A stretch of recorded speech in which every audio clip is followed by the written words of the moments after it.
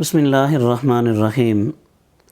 عزیز طلبہ و طالبات، حضور سرور کونین صلی اللہ تعالیٰ علیہ وبارک وسلم کے میلاد پاک کے حوالے سے پورے عالم اسلام میں جشن بہاراں کی کیفیت ہے۔ ہر مسلمان اپنی اپنی حیثیت سے میلاد مصطفیٰ صلی اللہ علیہ وسلم کی اس خوشی کو سیلیبریٹ کرتا ہے۔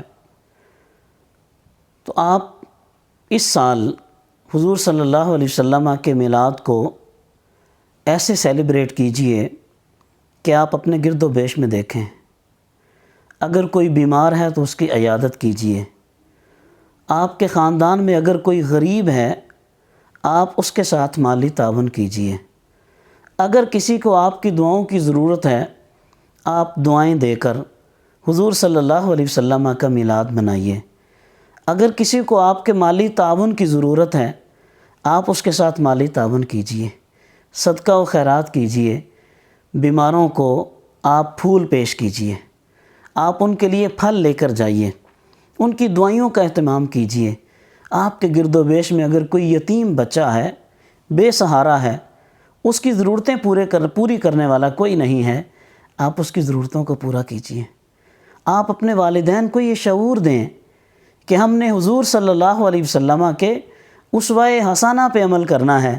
حضور غریبوں کے، محتاجوں کے آسرا ہیں، بے سہاروں کے سہارا ہیں، یتیموں کے سر پہ دست شفقت رکھنے والے ہیں، بیواؤں کی دستگیری فرمانے والے ہیں۔ تو آپ حضور صلی اللہ علیہ وسلم کا میلاد مناتے ہوئے حضور نبی کریم رؤوف الرحیم صلی اللہ علیہ وسلم کی سیرت طیبہ کے ان پہلوؤں کو اجاگر کیجئے۔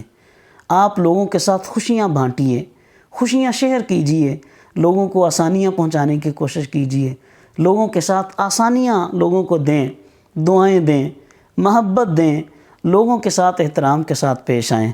آپ کسی کو سیدھا راستہ دکھا دیں، کسی کی رہنمائی کر دیں، کسی کے ساتھ نیکی کر دیں، حضور صلی اللہ علیہ وسلم کے میلاد کی آپ کو برکات حاصل ہوں گی۔ آپ حضور صلی اللہ علیہ وسلم کا میلاد مناتے ہوئے، میلاد مصطفیٰ صلی اللہ علیہ وسلم کو سیلیبریٹ کرتے ہوئے آپ یہ عہد کریں کہ ہم نے حضور کی سیرت طیبہ پہ عمل کرنا ہے، حضور کے اسوہ حسنہ کو اپنانا ہے، آپ کی مبارک تعلیمات کو معاشرے میں عام کرنا ہے، کریم آقا صلی اللہ علیہ وسلم کی تعلیمات کو فروغ دینا ہے۔